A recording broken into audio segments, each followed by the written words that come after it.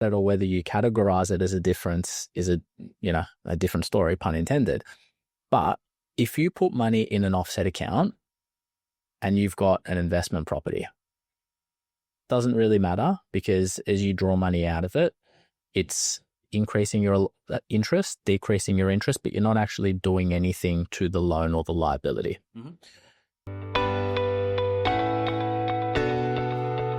Welcome to 360 Money Matters, where financial planners Billy and Andrew talk all things financial planning. This podcast aims to increase your knowledge and confidence with all things money. Each week, they will cover topics such as investing, cash flow, budgeting, saving, passive income, debt management, and much more, so you can live a life on your terms without limits. Hello and welcome back to another episode of the 360 Money Matters podcast. I'm Billy and I'm joined by my co-host, Andrew. Bills, here we are. We are back again like the Backstreet Boys. Andrew, we are back again talking to everybody today about our favourite topic, almost, I guess, sort of. I don't know if it's our favourite topic. Oldie but a goodie. Not our favourite topic, like people's favourite topic, our national sport. And no, I'm not talking about football. Which code? I left that one out. We're talking about property and specifically the difference between an offset versus a redraw account. Such a common question. It's such a common question and I don't understand. Well, I mean, obviously we're in the game, but it just seems to be a bit of a mystery to people. So we thought, you know what, let's just unpack it. Let's talk about everything associated with it. Why one's good, why one's not, why would you do it, why don't you do it, so on and so forth. Another deep dive, actually. I just realized that. 2 deep dives in a row. Last one was on catch-up concessional. This one offset versus redraw, but like to, go in with a little bit of depth in our most recent podcast. 100%. And I think, look, it's going to be of benefit. I mean, everything that we talk about is of benefit, but this one, I think is definitely going to drive it home because, look, a lot of people who have got mortgages, I think it's fair to say that the vast majority of us are just paying our mortgage repayments and, trusting that everything's okay in bits and pieces. But there are a few things, tips and traps and things that you need to look out for. We'll explain those. We'll unpack them. Andrew, where do we start?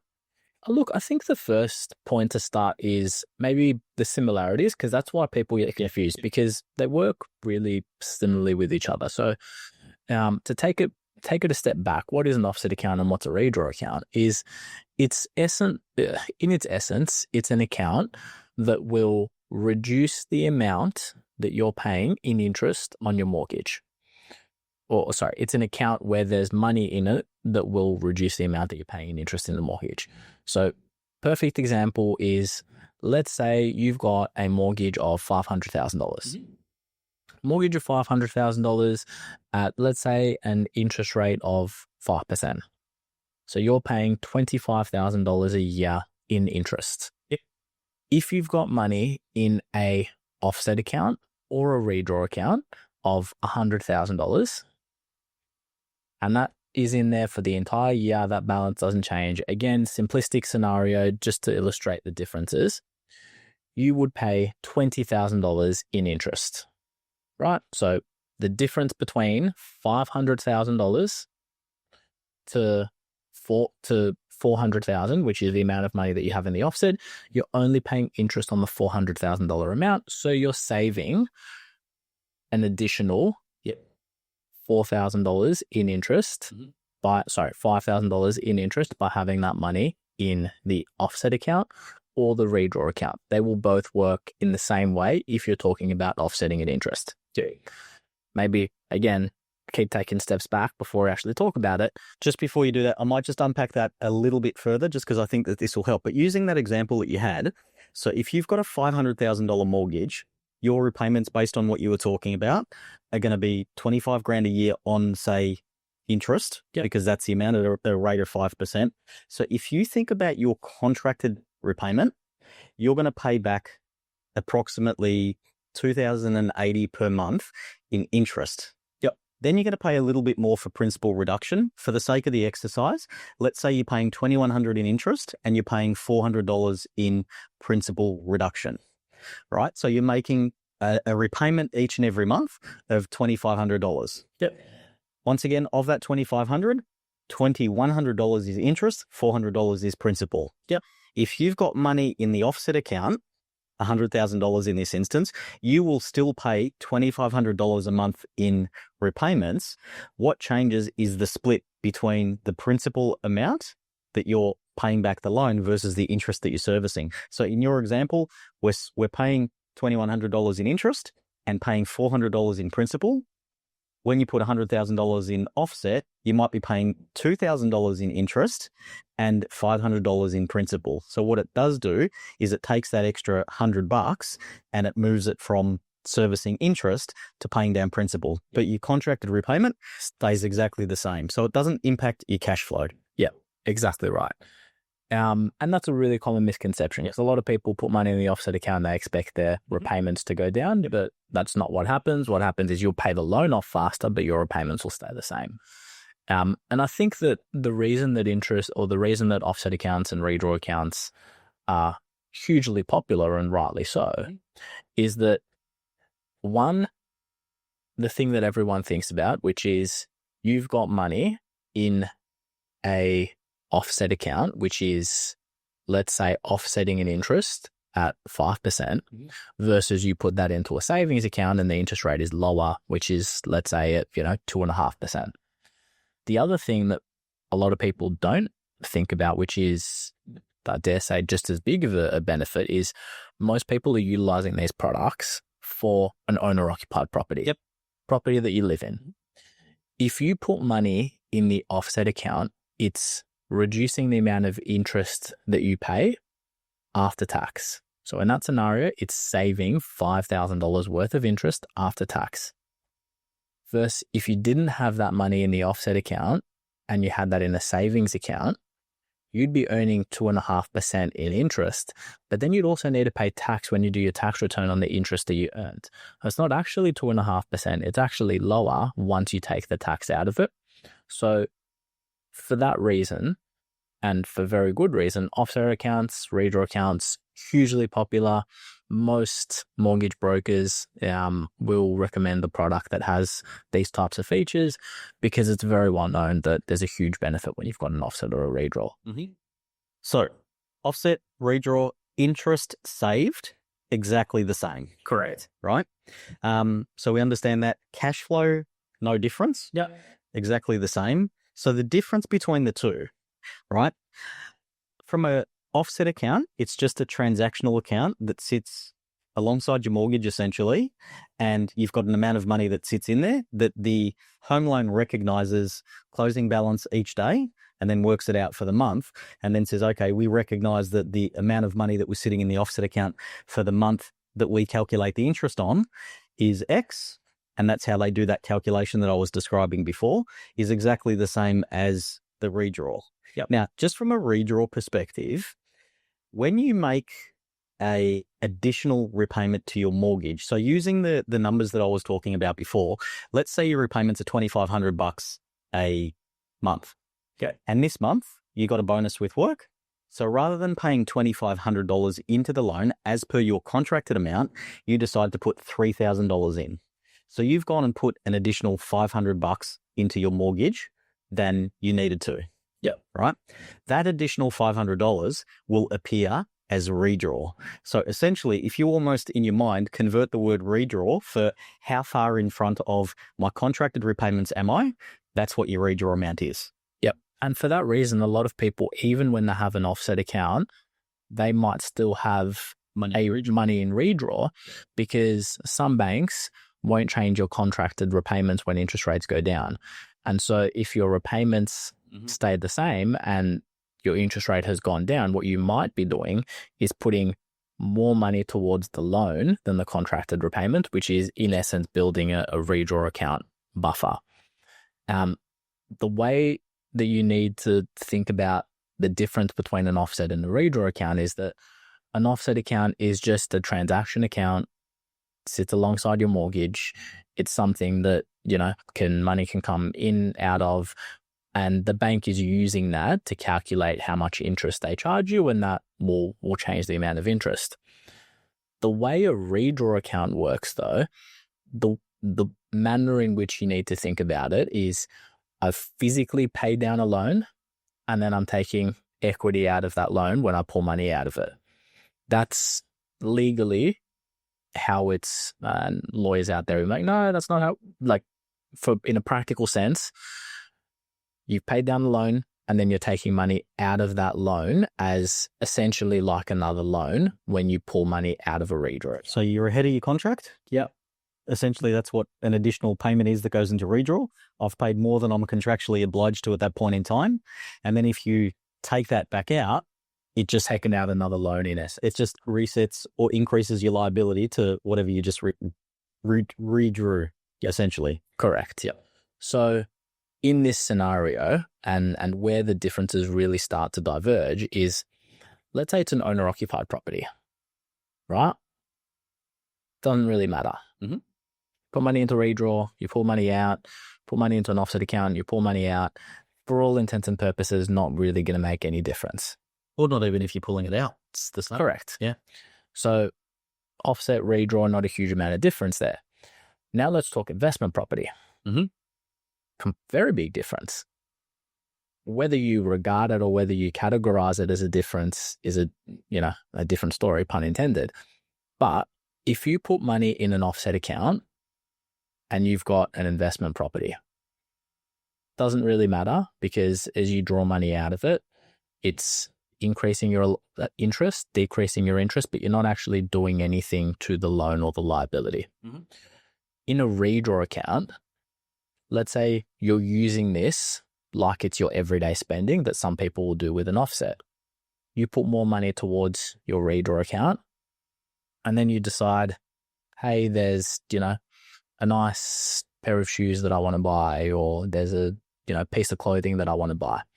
I'm going to pull money from my redraw account and I'm going to use that on spending because I'm ahead on my mortgage. What the ATO will look at, if they do look at it, is when you're taking out a loan, which is essentially what you're doing in this scenario, what was the purpose of that money? Was it for the purpose of generating income? If it was, tick that box, all good, it's tax deductible. Or was it for the purpose of not generating any additional income? Not tax deductible. So in this scenario, you pull money out of a redraw account, you use that on something that's not tax deductible, like buying a pair of shoes or, buying a piece of clothing or groceries or anything really. It's not being used for an investment purpose. That portion of the funds that were used for that are not tax deductible.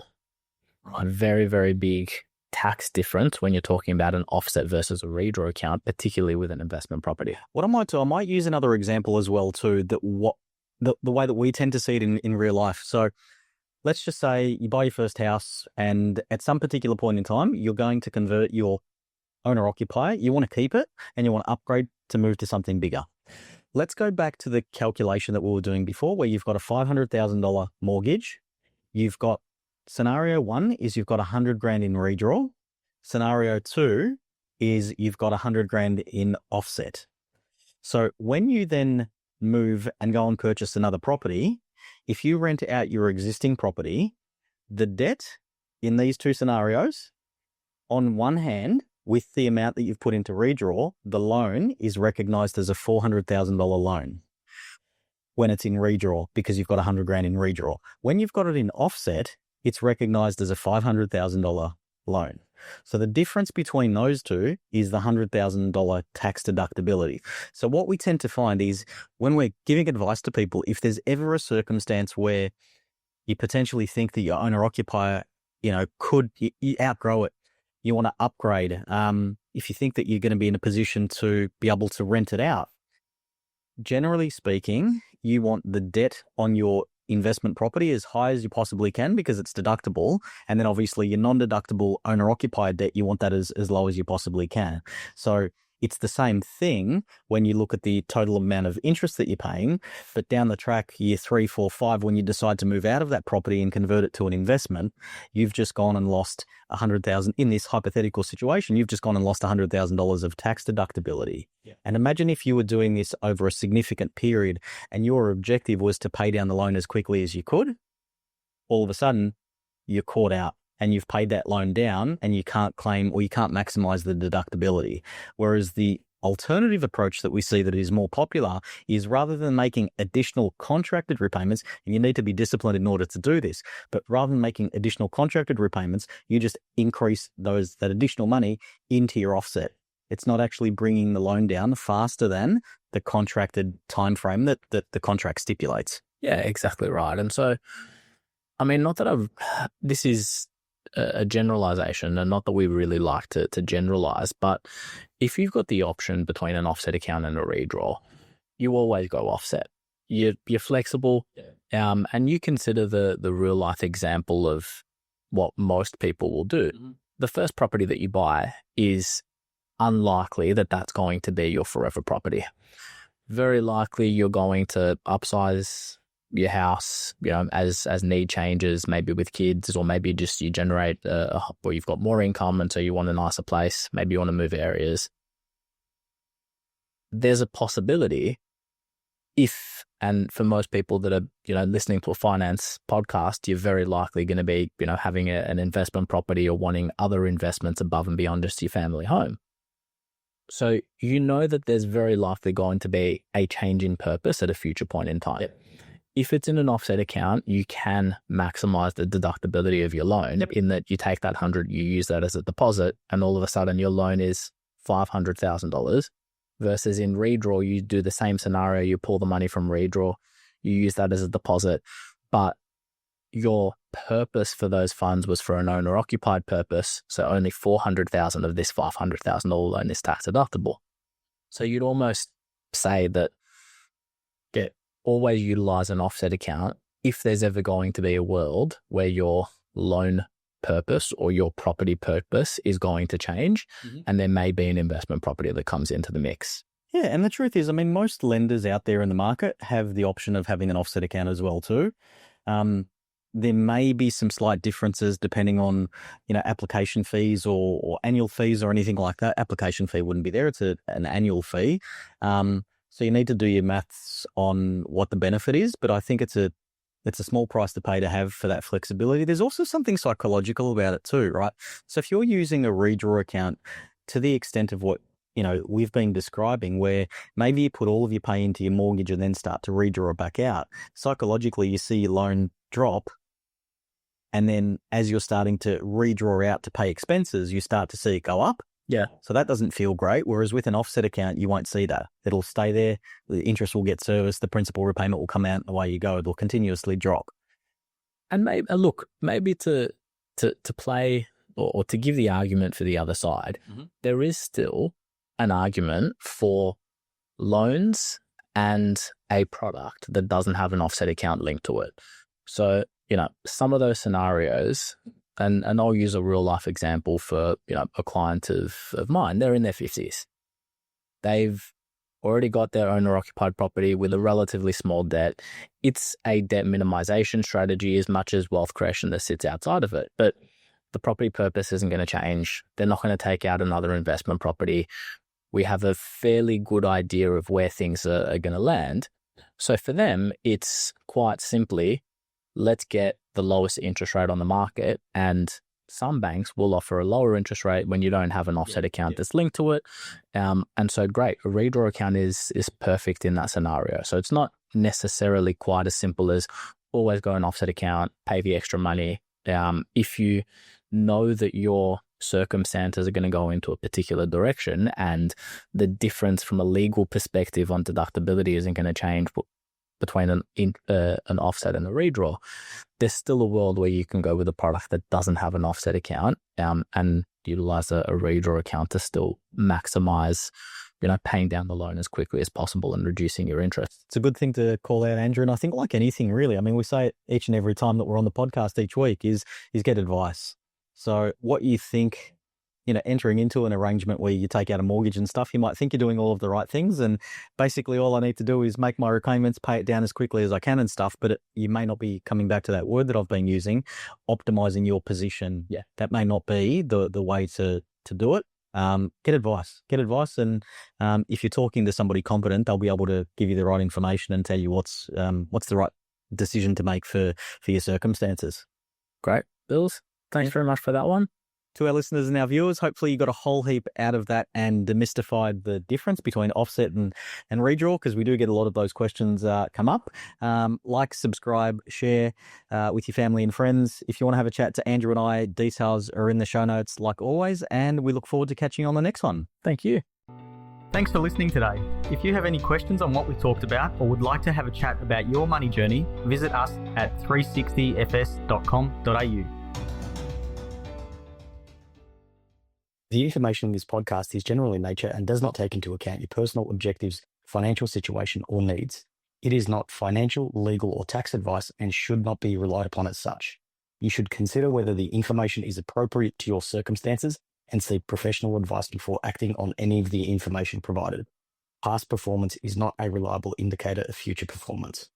This information is provided by Billy Amaritis and Andrew Nicolaou of 360 Financial Strategists Proprietary Limited, authorised representatives and credit representatives of Acumen Financial Planning Proprietary Limited.